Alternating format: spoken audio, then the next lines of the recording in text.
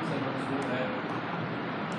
एक मरतबा हमारी ज़िंदगी में अल्हम्दुलिल्लाह वो वक्त आया है कि हमें जो मौका मिला कि हम गरीब हुसैन का जिक्र कर सकें, उसको बंदिया कर सकें।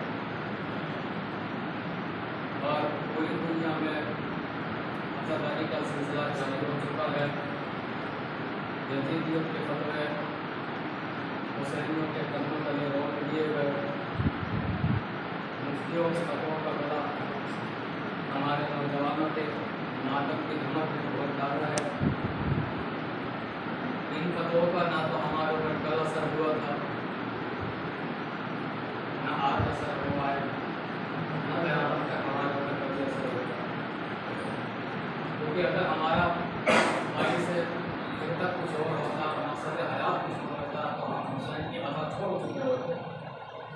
लेकिन हमारा मकसद हयात ही माता हुसैन है, हमारा मकसद हयात ही खुदाई इमाम हुसैन है। अब आप पहले जानते हैं कि सिलसिला चलता है जदीद में और कनाडा में। वो सिलसिला ये है कि आज से जो मदारिस शुरू हुई हैं वो 4 मुहर्रम तक सबसे यहाँ मदारिस होते रहेंगे और 5 मुहर्रम से ये सिलसिला रहेगा। यानी हम सब लोग इंशाअल्लाह कनाडा को 5 मुहर्रम से रहेंगे। 4 मुहर्रम को यहाँ पर आखिरी मजलिस होगी, यानी 5 मजलिस से यहाँ पर होगी। उसके बाद 5 मुहर्रम से 11 मुहर्रम तक रहेंगी। तो आज तक मदारिस हो रहे हैं, आप लोगों से गुजारिश है कि दिल्ली अगर आप लोग जमात का थोड़ा बार आकर कर रहे हैं तो आकर कहते रहें। तो हम चूँकि अशरा ये 2 हिस्सों में हो रहा है, लिहाजा हमने इस बात मुहर्रम में मौजू के भी 2 हिस्से किए हैं। ये जो पहला हिस्सा है यानी जो जरूर में पढ़ा जा रहा है वो बड़ी जल्दी नसीब है, और जो कागजात में हिस्सा पढ़ा जाएगा वो पढ़ा जाएगा सिक्र मौला अली। तो यानी जो मकसद है इमाम हुसैन का, उस पर यहाँ पर कुछ बातें ज़रूरी हैं। 4-5 हदीसों में मैं समझाने की कोशिश करूँगा। आइए आयत की तरफ चलते हैं, वक्त आपका ज़्यादा नहीं होगा। आयत क्या कह रही है? सूरह अनआम की आयत है, आयत नंबर 31। आयत कह रही है कि कोई दिन तुहिब्बुल्लाह, ऐ रसूल इनसे कह दीजिए। कभी रसूल से कह पाया, कभी नहीं कहा। ऐ रसूल इनसे कह दीजिए कि अगर तुम अल्लाह से मोहब्बत करते हो तो मेरा इत्तबा करो, मेरी बातें मानो, मेरी फरमाबरदारी करो, यानी रसूल खुदा की बातें मानो। अब रसूल खुदा की बातें मानने का फ़ायदा क्या होगा? फ़ायदा यह होगा युहिब्बुकुमुल्लाह, अल्लाह भी तुमसे मोहब्बत करेगा। अच्छा, जब अल्लाह मोहब्बत करता है तो कुछ इनाम भी मिलता है, नहीं मिलता है? आवाज़ आई कुरान के आयत में, आवाज़ की हाँ, वो तुम्हारे गुनाह को बख्शेगा, क्यों बख्शेगा? उससे ज़रूरत क्या है? वल्लाहु गफूरुर रहीम, अल्लाह जो है मग़फ़िरत करने वाला है, रहीम है। मग़फ़िरत का मतलब होता है हमारे गुनाहों को माफ़ करना, रहीम का मतलब होता है कि गुनाहों को माफ़ करके हमें जज़ाए खैर देना। सिर्फ गुनाहों को माफ़ करके वो एक तरफ नहीं बढ़ेगा, बल्कि आपके नेक आमाल बढ़ा देगा। तो शर्त क्या है? अगर अल्लाह से मोहब्बत करते हो तो रसूल की इत्तिबा करनी पड़ेगी। अब अल्लाह ने तो रसूल की कैद लगा दी, अब रसूल से पूछिए वो किसकी कैद लगा रहे हैं? तो आवाज़ आएगी ज़िक्र अली, अली मेरा जिक्र है, अली का जिक्र मेरा जिक्र है, अली का दुश्मन मेरा दुश्मन है। यानी पता चला कि अगर तुम अल्लाह की बात मानना चाहते हो तो रसूल की बात मानना पड़ेगी, रसूल की बात मानना चाहते हो तो अली की बात मानना पड़ेगी। और ये पहला फर्ज अली ऐसा है कि जिसकी बात मानने से रसूल कहता है कि मेरी भी बात मान ली गई है, अल्लाह कहता है मेरी भी बात मान ली गई है। वैसे कुछ चीज़ें मैं जल्दी जल्दी पहुँचाना चाह रहा हूँ आप तक की नसीहत। देखिए ये तो मजालिस होंगी इंशाअल्लाह, ये कुछ वाक़यात और किस्सों की शक्ल में मजालिस होंगी, ताकि छोटे छोटे जो बच्चे मजलिसों में आ रहे हैं उन तक बात पहुँच जाए। कुछ वाक़यात सबसे हकीकत जो है आलम इस्लाम की, पूरी दुनिया की हकीकत, कोई अल्लाह को माने या ना माने, अल्लाह को माबूद माने या ना माने, अल्लाह को राज़िक माने या ना माने, लेकिन हर कोई बंदा चाहे अल्लाह को मानता हो या ना मानता हो, लेकिन हर कोई बंदा एक चीज़ को जरूर मानता है और उस चीज़ का नाम है मौत। समझो है आप कह रहे हैं? उस चीज़ का नाम है मौत। आप किसी भी मजहब में जाइए, कोई मजहब वाला ये नहीं कहता है कि मौत झूठ है, हर कोई कहता हुआ मिलता है मौत पर हक है, क्योंकि कुरान ने भी कहा है कि कुल्लु नफ्सिन ज़ाइक़तुल मौत, हर नफ्स को मौत का जायका चखना पड़ेगा। अब कुरान ने तो कह दिया है कि मौत का जायका चखना पड़ेगा, मगर अब कौन है जो हमें बताए कि मौत का जायका होता कैसे है? कि एक मरतबा 7 मुहर्रम आई, मजलिस में बैठे हुए थे, एक आलिम पढ़ रहे थे कि मौत का मज़ा कोई नहीं बताएगा। जनाब कासिम से पूछा गया, मौला हुसैन ने पूछा, कासिम तुम्हारे नजदीक मौत कैसी है? आवाज आई, चचा जान आप इजाजत तो दे मेरे नजदीक मौत शहद से ज्यादा शीरीन है। पता चला अगर मोहब्बत अहले बैत में मौत आए तो वो शहद से ज्यादा मीठी होती है। अगर मोहब्बत अहले बैत में मौत आए तो वो शहद से ज्यादा मीठी होती है। अब मौत के लिए कुछ बातें हैं। कोई देखिए मौत के लिए ये बातें कुरान से पूछ के मौत किसको आएगी, तो कुरान ने बताया कि देखो मौत सूरह मुज़म्मिल की आयत है। कुरान ने बताया कि ए रसूल आपको भी मौत आएगी और ये जो लोग हैं ना इनको भी मौत आएगी। पता चला मौत से तो अंबिया को फरार नहीं है, हमें कहां से फरार होगा? हम नहीं बच सकते, यानी अंबिया नहीं बच सकते तो हम कैसे बचेंगे? अब ये चंद बातें हैं, ये सवाल होते हैं ना, उन सवालों पे जवाब दे रहा हूँ कि मौत किसको आएगी। जब नबियों को मौत आ रही है तो हमारी क्या मिसाल है, हमें भी मौत आएगी। अगला सवाल होता है कि भाई बताओ जब मौत क्यों आएगी, मौत अल्लाह ने क्यों रखी है? जिंदा कर दिया, पैदा कर दिया, अब बाकी रहने देता, क्या जरूरत थी मौत की? तो फिर आइए कुरान की तरफ चलते हैं, फिर सूरह मुल्क पढ़ते हैं। सूरह मुल्क में इरशाद हुआ कि हमने इसलिए पैदा किया है ताकि पता चल जाए कि अच्छे अमल करने वाला कौन है, बुरे अमल करने वाला कौन है। यानी ये दुनिया जो है ये आपके लिए इम्तिहान रहा है, आपके एग्जाम का सेंटर है, ये यहाँ आपका एग्जाम हो रहा है, यानी ये दुनिया एग्जाम कहा है आपके लिए।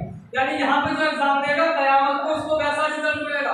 अब एक सवाल और होता है, ये बताओ जब अल्लाह ने मौत रख दी है तो जब मौत रखती है तो अल्लाह इतना एहसान मौत कर देता, सबको बता देता तुम्हारी मौत कब आएगी, तुम्हारी मौत कब आएगी, तुम्हारी मौत कब आएगी। भाई कितना अच्छा होता, अल्लाह कहता था सुल्तान अली 70 साल जियोगे तो मैं बेखौफ होकर सफर करता।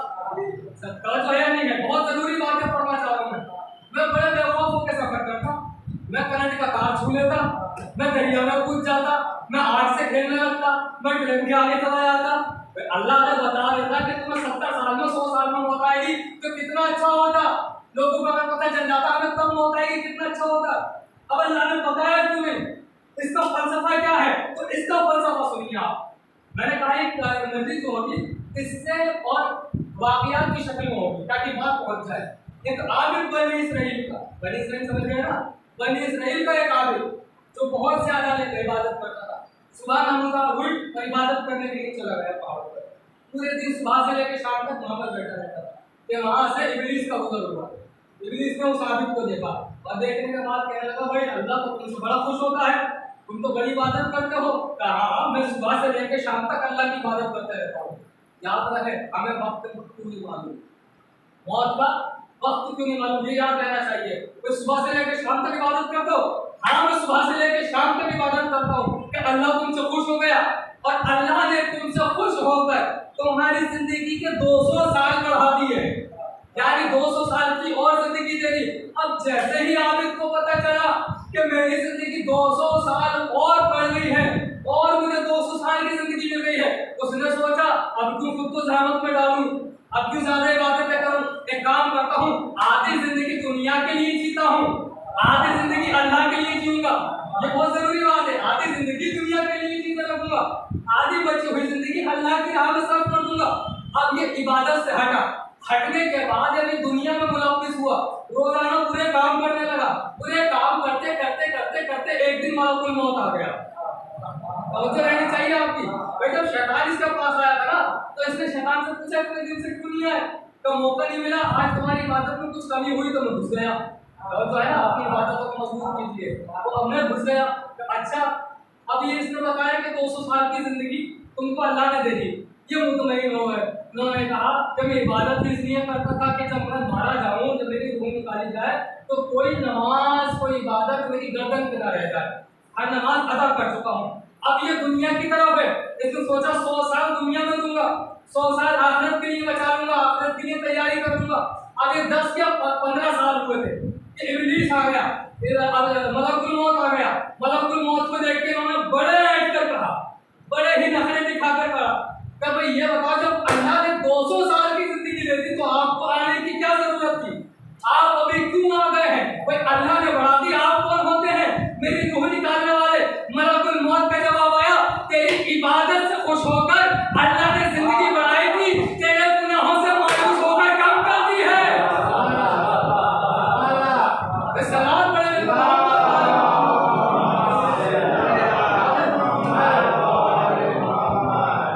इसलिए नहीं बताया गया, इसलिए नहीं बताया गया। अगर वक्त बता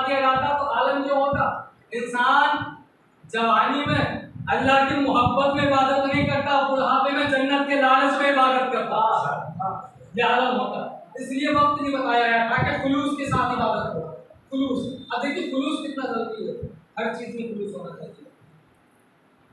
अज़ान में, नमाज में, अज़ाकारी में, तय्युज़ों में, मातम में, जुलूस में, तबरुकात में, हर काम हमारा खुलूस के साथ होना चाहिए। जहाँ हमारा खुलूस खत्म हुआ वहाँ हमारा काम बेकार होगा। जहाँ भी खुलूस हमारा खत्म होता है वो काम बेकार हो जाता है। खुलूस बहुत जरूरी है। अब एक बात अर्ज करता चलूँ, एक साहब हैं जो बड़ी अच्छी किरात में नमाज पढ़ते हैं, बड़ी लड़ाई में, बड़ी तर्ज में नमाज पढ़ते हैं, और जब वो नमाज पढ़ते हैं तो दुनिया उनको देखती है, अरे बाप कितने खूबसूरत गलत कर रहा है नमाज में, कितने अच्छे सूरत पढ़ रहा है नमाज में। अब वो बहुत अच्छी नमाज पढ़ते हैं, लेकिन मस्जिद में अकेले थे, नमाज पढ़ रहे थे, बहुत सुंदर तरीके से लहरा कर हम पढ़ रहे थे, सुबह को पीछे आया है, खुलूस तो गया, खुलूस तो चला गया ना। अब उनका ध्यान का पीछे कोई है, कोई मुझे सुन रहा है, हम अच्छी तरीके से पढ़ूंगा, देखेगा वाह कितनी अच्छी नमाज पढ़ता है, पूरी नमाज बड़ी स्पर्श के साथ जहन दाऊद की तरह पढ़ के खत्म कर दी। और पीछे तो मुड़के देखूं, तारीफ करने वाला कौन है?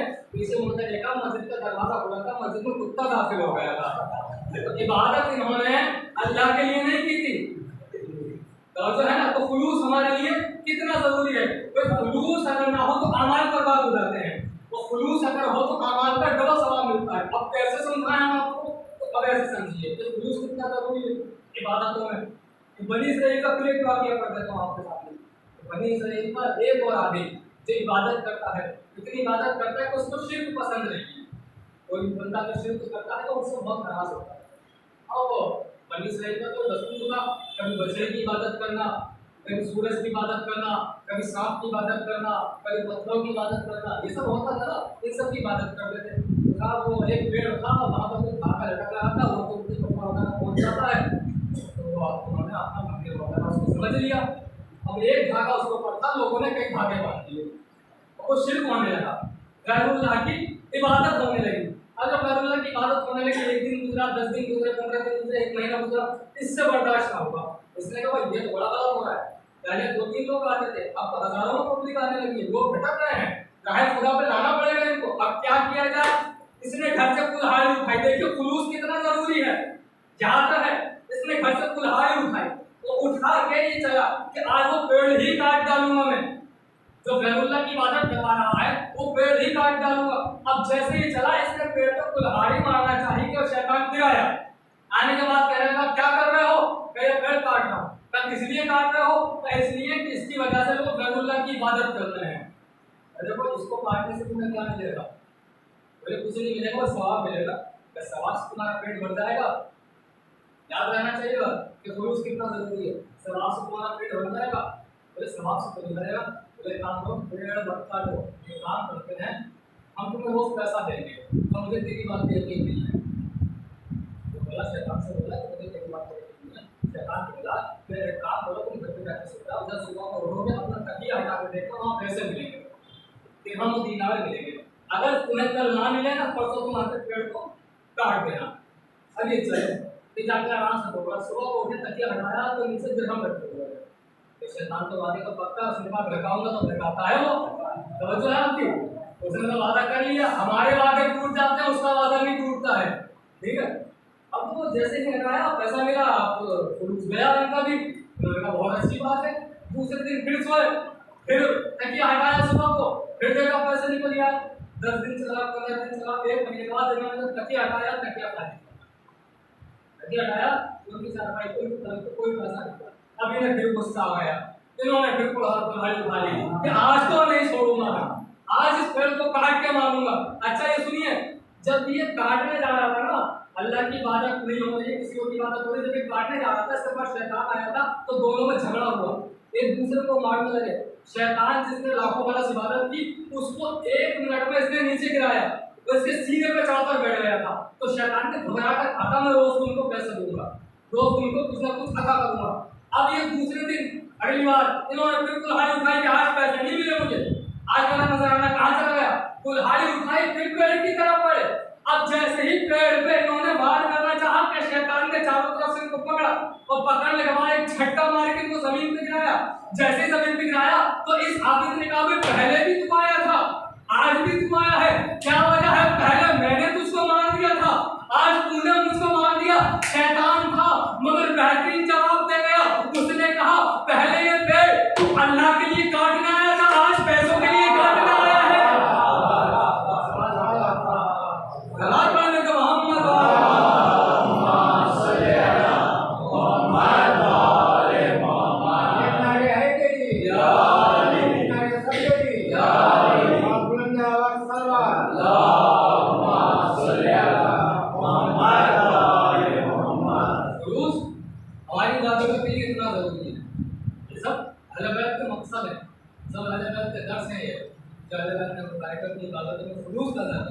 दिखावे की इबादत ना करो, दिखावे की नमाज़ें ना पढ़ो, दिखावे की ज़ंजीर खाना दिखावे का दिखावे की वो फकत अहले बैत के लिए, फकत अहले बैत के लिए खुलूस हमारे लिए बड़ा ज़रूरी है। खुलूस के साथ साथ देखिए जब हमारा खुलूस होता है ना तो ईमान बढ़ता है, ईमान बढ़ता है। अब ईमान के भी बात है, ईमान बढ़ता है। ईमान क्या है? अल्लाह देखिए ईमान इतनी बेहतरीन चीज़ का नाम है। अल्लाह कुरान में या तो रसूल से बात करता है या ईमान वालों से बात करता है ना? या तो रसूल से कहता है या मुज़म्मिल, या मुदस्सिर, ताहा, यासीन, या ईमान वालों से कहता है या अय्युहल्लज़ीना आमनू, ऐ ईमान लाने वालों। दूसरों से बात ही नहीं करता, कहता कुल तुम कह दो। रसूल खुदा के ज़रिए कहवाता कुल तुम कह दो, मुँह ही नहीं लगाता अल्लाह किसी को। मगर ईमान वालों से बराह रास्त डायरेक्ट बात करता है अल्लाह। तो ईमान हमारे लिए कितना जरूरी है भाई? जब खुलूस होगा तो हमारा ईमान मजबूत होगा, ठीक है? ईमान बहुत जरूरी है। और ईमान के मामले में जब हमने तारीख का मुताला किया तो हमें दो शख्सियतें हैं, एक जनाब सदर सलमान और जनाब अबू ज़र। देखिए जनाब सलमान ईमान के 10वें दर्जे पर पाए, जनाब अबू ज़र 9वें दर्जे पर पाए थे। मौला फरमाते हैं अगर अबू ज़र को पता चल जाए कि सलमान में दिल में क्या है, यानी कितनी मार्फत है कि दोनों एक दूसरे के कातिल बन जाएंगे।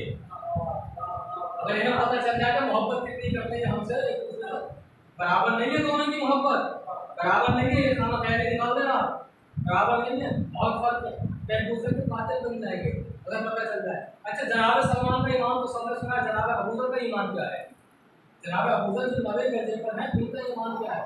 उनका ईमान तो ऐसा ईमान है कि जनाब अबू ज़र देखिए कोई बहुत बड़ी सादगी नहीं है, बहुत पैसे वाले नहीं है, बकरियाँ चराते हैं, भेड़ें चराते हैं। ये जनाब अबू ज़र का काम है कि वो भेड़ें चराते हैं। वो भेड़ें चराने के लिए जंगल में जा रहे हैं तो उनको शौक पैदा हुआ कि रसूल खुदा की ज़ियारत की जाए, रसूल खुदा की ज़ियारत किया। मुख्तसर से आज की मजलिस होगी, कल से इंशाअल्लाह आगाज़ करेंगे इसका। मैं आज मैं लागू है ये रसूल खुदा की ज़ियारत की जाए। अब जैसे ही रसूल खुदा की ज़ियारत का शौक पैदा हुआ तो एक मतलब अपनी भेड़ों को देखा और देखने के बाद अगर मैं चला गया तो इनकी हिफाजत कौन करेगा? तो एक शेर पहाड़ों से बरामद हुआ। जनाब अबू ज़र घबराए कि मैं तो अकेला हूँ, मेरी भेड़ों को कौन बचाएगा? तो मेरी भेड़ों को खा जाएगा, नुकसान पहुँचाएगा वहाँ। तो शेर आया, आने के बाद उसने सर झुका के सलाम किया जनाब अबू ज़र। यही चीज़ सुनाऊंगा इंशाअल्लाह। उन्होंने सलाम किया और सलाम करने के बाद कहा कि मैं आपकी भेड़ों को खाने नहीं आया हूँ, आपकी भेड़ों की हिफाजत कर रहा है। मैं एक बात कहना चाहता हूँ, भाई क्यों आया था? क्योंकि अबू ज़र के दिल में ज़ियारत का ख्याल आ गया था। अच्छा है आपके या नहीं है? ज़ियारत का ख्याल आ गया था, यानी अगर इरादा कर लिया है तो अब जाओ, इरादे को टालो नहीं। ये शेर बता रहा है कि अगर तुमने ज़ियारत का इरादा कर लिया है तो लाख मुश्किल आ जाए, टालो नहीं। अबू ज़र चले। अब ये जो अबू ज़र के लोग दुश्मन बने बैठे थे ना, उन्होंने कहा अबू ज़र तो चला गया, अब अबू ज़र की भेड़ों पर कब्जा कर ले, अबू ज़र की भेड़ों को पकड़ ले, उनको अपने घर ले जाए, ज़िबा करेंगे, खा जाएंगे, बेच देंगे। ये सोच के अबू ज़र की भेड़ों के पास जैसे गए तो क्या मुहाफिज है जो शेर वहां पर टहल रहा है और उसने एक मरतबा अबू ज़र के दुश्मनों को देखा और दुश्मनों को देख के इंसानी आवाज में ललकार के कहा जालिमों पीछे हट जाओ वरना अंजाम तुम नहीं जानते। आज मैं तुमको ऐसे खा जाऊंगा जैसे मूसा का असर 40,000 सालों को हो गया।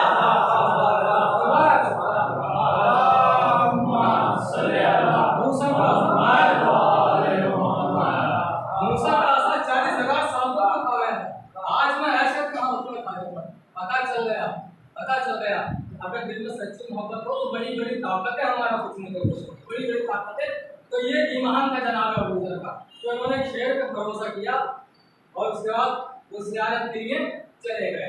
अब मैं एक बहुत ज़रूरी चीज़ बताना चाहता हूँ, मौला अली का चाहने वाला जो होता है, हज़रत का जो चाहने वाला होता है, इसके अंदर हो सकता है बहुत सारी बुराइयाँ हो, मना नहीं करते हम, बहुत सारी बुराइयाँ हो, ठीक है, गुनाहगार भी हो सकता है, लेकिन उसको कंजूस नहीं होना चाहिए, उसको कंजूस नहीं होना चाहिए, क्योंकि कंजूस जो है ना वो नुकसान होता है। जिंदगी में गरीब जीता है, जिंदगी जब जीता है तो गरीबों वाली जीता है, जब कयामत में जाएगा तो अमीरों वाला हिसाब देगा। आज का सिंह माहौल बना रहा हूँ मैं इसका, क्या सुनना आप पसंद कर रहे हैं कि यही मौजूद रहेगा या बदल बेहतर, ये मुआयना हो रहा है सर। तो कंजूस जो होता है जिंदगी में बड़ी गरीबी वाली जिंदगी जीता है, मगर कयामत में उसका हिसाब देना है अमीरों वाला, और कंजूस से कभी दोस्ती ना करना। कंजूस से क्योंकि इसलिए होता है ना कि सोहबत का असर होता है, तो जैसा इंसान होगा शराबी के साथ बैठेंगे एक दिन शराबी हो जाएंगे, जुआनी के साथ रहेंगे एक दिन जुआ खेलने लगेंगे, कंजूस के साथ रहेंगे एक दिन कंजूसी आ जाएगी। अब सुनिए कि कंजूसी कितनी बुरी बला का नाम है। मौला अली फरमाते हैं कि मयाना नबी इख्तियार करो, यानी दरमियान में चलो, ना तो फजूल खर्च करना, ठीक है, ना ही कंजूसी करना। फजूल खर्च का क्या मतलब, जब मेरे पास एक कपड़ा मौजूद है, मुझे दूसरे की जरूरत ही नहीं है तो मैं क्यों दूसरा लूं, ये फजूल खर्ची ना करो। जब एक भी नहीं है और मैं नंगा घूमता रहूं, ये कंजूसी है। दोनों चीजें समझ में आती हैं आपके, ठीक है। तो फजूल खर्ची से भी बचो, फालतू खर्च करने से भी बचो, और बस ये आखिरी बात आ गई, और कंजूसी से भी बचो, दोनों चीजें। अब मैं आपको एक मंजर दिखाऊं, रसूल खुदा खाना काबा के पास है, क्या देखा, एक शख्स आया, खाना काबा का गिलाफ पकड़कर रो रो कर दुआ कर रहा है कि परवरदिगारा मुझे बख्श दे, मेरा तो बहुत बड़ा गुनाह है, मुझे बख्श दे। तो ये दुआ कर रहा था, पैगंबर इस्लाम उसके पास आए, आने के बाद पूछा क्या गुनाह किया है, तो नबी अल्लाह माफ कीजिए बता नहीं सकता, बहुत बड़ा गुनाह है। अच्छा ये बता, पहाड़ बड़े हैं या तेरा गुनाह, तो मेरा गुनाह बड़ा है, पहाड़ छोटे हैं। तो आसमान बड़ा है या तेरा गुनाह, तो आसमान छोटा है, मेरा गुनाह बड़ा है। रसूल खुदा को जलाना गया, कहते ये बता तेरा गुनाह बड़ा है या मेरा अल्लाह बड़ा है, तेरा गुनाह बड़ा है कि अल्लाह बड़ा है। कहता बेशक वो ज़ात जो कोई महदूद नहीं है, वो सबसे बड़ा है, उससे बड़ी कोई चीज ही नहीं है दुनिया में। आवाज है, जब उसको बड़ा मानता है तो बताना कि तेरा गुनाह क्या है। कहता नबी अल्लाह पूरी जिंदगी मैंने कंजूसी में गुजारी है, पूरी जिंदगी कंजूसी में गुजारी है। देखिए मैं क्या कहना चाह रहा हूँ, पूरी जिंदगी मैंने कंजूसी में गुजारी है। रसूल खुदा ने कहा क्या तू माफी मांगता है, कहा मैं अपने गुनाह की माफी मांगता हूँ। अब नबी अल्लाह फरमाते हैं अच्छा हुआ तूने माफी मांग ली, कंजूसी करने के बाद अच्छा हुआ तूने माफी मांग ली। अगर तुम माफी ना मांगता और 2000 साल तक काबे में नमाज पढ़ता रहता, अल्लाह माफ नहीं करता। पता चला कोई कंजूस अगर काबे में 2000 साल तक नमाज पढ़ता है, अल्लाह उसको माफ नहीं करेगा। मगर मेरे नजदीक ये कंजूस नहीं है, बल्कि वो है जो अपने बीवी बच्चों पर बड़ा खर्चा करता है, आजादारी में रुपया नहीं देता है।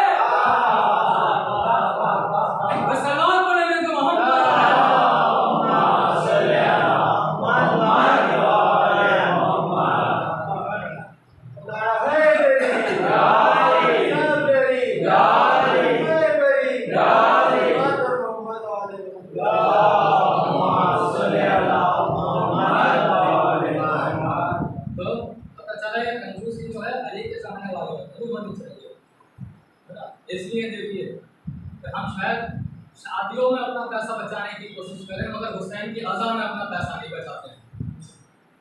हुसैन की अज़ा में हम कर्ज ले लेकर अज़ादारी करते हैं, क्योंकि हमारी सिफत ही नहीं है कंजूसी करना, हमारी सिफत ही नहीं है। हम तो उनके मानने वाले हैं जो खुद भूखे रहते थे मगर साहिब को रोटियां दे देते थे, तो हम कैसे कंजूसी करें?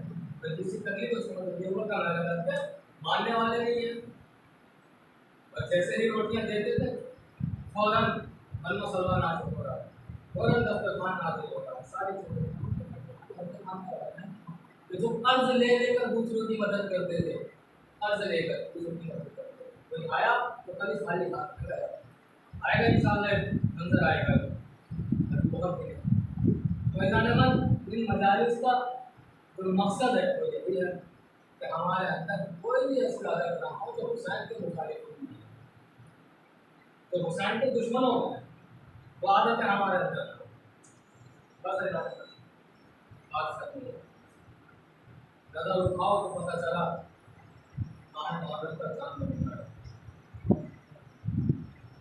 ये चांद देखिए, हर चांद जो देखा जाता है वो खुशी के लिए देखा जाता है, मगर जो पहला चांद है जिसको देखने के बाद बेसाख्ता आंखों से आंसू करते हैं और एक ही आवाज आती है, गाय सब्जी करने की। ये चांद कुछ गरीबों ने हालत सफर का देखा है कि करबला पहुंचने वाले रास्ते में मोहब्बत का चांद हुआ, तो हुसैन ने मोहब्बत के चांद के तरफ बात करते हुए देखा और देख के मुलाकात के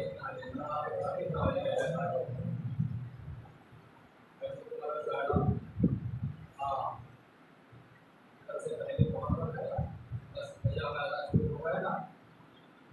9 दिन है, 9 दिन के बाद सकीना भी यतीम हो गई, ज़ैनब की चादर भी छीनी जाएगी, आबिद को घोड़े भी मारे जाएंगे और भी उनको बागाओं में दरबारों में पकड़ाया जाएगा।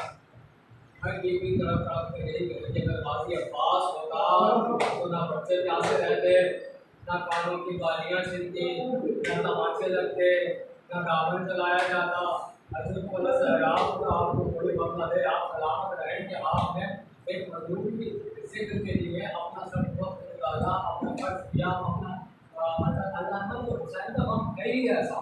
हुसैन का हम जब भी आता है ना, हम जिंदगी पर इसी गम के लिए जीते हैं कि हम इतना कमा लें कि अय्याम क़ज़ा में खर्च कर सकें, हम इतना कमा लें। जैसे ही मुहर्रम का चांद नमूदार होता है, लोग अपना सारा कुछ हुसैन के नाम पर लुटाने के लिए तैयार हो जाते हैं। मुझे एक वाक़या याद आ रहा है कि एक औरत है जो हमेशा हर साल अपने घर में हुसैन का फर्श गम बिछाती है, मजलिस मातम करती है, हमेशा हुसैन की मजलिस करती है। कि एक मरतबा जब कारोबार अच्छा मिला उसके शौहर का, तो पता चला कि इस बार शायद हम मुहर्रम ना कर पाएंगे, इस बार हम मजलिस से ना कर पाएंगे। एक मरतबा शौहर से कहती है क्या किया जाए कि मजलिसों का एहतमाम हो जाए, क्या किया जाए कि अज़ादार आए तो वो भूखे न चले जाए। कहता है मैं जाके देखता हूँ, अगर कोई कारोबार मिल जाता है, कोई नौकरी मिल जाती है, तो जो पैसा लाऊंगा वो हुसैन की अज़ा में लगा देगा, मगर हुसैन गरीब की अज़ा न छोड़ना, हुसैन गरीब का माता न छोड़ना। जो बाहर गया, आगे 2 दिन इसने मुसलसल कोशिश की कि मैं किसी तरह से पैसा कमाऊँ, हुसैन की मजलिस कर लूँ, मगर अल्लाह नसीब की बात है कि उसको पैसा नहीं मिला, उसको काम नहीं मिला। एक मरतबा मायूस हो गया, घर पर आया, आने के बाद कहता है लगता है इस बार हुसैन की मजलिस ना करवा पाएंगे, इस बार हुसैन का मातम ना कर पाएंगे, इस बार हुसैन का फर्श मामला बिछा पाएंगे। दोनों शौहर और बीवी रोने लगे। एक मरतबा रोते रोते बीवी के दिल में कुछ ख्याल आया, उसने शौहर का हाथ पकड़ा, हाथ पकड़ने के बाद उस कमरे में लेकर गई जहाँ उनके 2 छोटे छोटे बच्चे सो रहे थे। एक मरतबा उस कमरे में पहुंची और जाके कहती है सच बता ये बच्चे किसकी औलाद है, का हमारी औलाद है, का दिए किसने है? आवाज आई फातिमा ने दी है, आवाज आई हसन ने दिए है, आवाज आई हुसैन ने दिए है। एक मरतबा कहती है जब हुसैन हमें बच्चे दे सकता है, क्या हम अपने बच्चे हुसैन को कुर्बान नहीं कर सकते? कब करना क्या है, कब बच्चों को बेच दे, मगर गरीब का फर्श मजलिस बिछा दे, मगर गरीब की मजलिस कर ले। एक मरतबा बाप ने दोनों बच्चों का हाथ पकड़ा, बाजार में पहुंचा, सुबह से लेके शाम हो गई, कोई खरीदार ना हुआ। तो आया, उसने सोचा कि आज ये बच्चे ना बिकेंगे, मजलिस हुसैन ना हो पाएगी, अब वापस चलने वाला था। क्या देखा, एक घोड़े पर कोई जख्मी बदन वाला आया है। उसने कहा ये कौन बच्चे हैं? का मेरे बच्चे हैं। चाहता क्या है? बेचना चाहता हूँ, इसलिए हुसैन की मजलिस करनी है। कहता है ला मुझको बेच दे। इसने पैसे दिए, बच्चों को खरीद लिया। ये बाप अपने घर पर आया, मजलिस का एहतमाम किया, दोनों मियां बीवी मातम कर रहे थे। एक मरतबा जहन में ख्याल आया हमारे घर से हुसैन के 2 मातमी चले गए, 2 अज़ादार चले गए। एक मरतबा दोनों तड़प कर रोने लगे। बस अज़ादारों रो रहे थे कि अचानक दरवाजे पे आवाज आई कि किसी ने आवाज दी है। दरवाजा खोला तो क्या देखा कि एक शख्स है, वो उंगली पकड़कर दोनों बच्चों को दरवाजे पर लेकर आया और कहा अपने बच्चे वापस ले लो। मां ने दोनों बच्चों को कांधे से पकड़ के कहा ये बताओ जब तुमको बेच दिया था तुम भाग कर क्यों आ गए, तुम वापस क्यों आ गए? बच्चों ने कहा अम्मा हम आए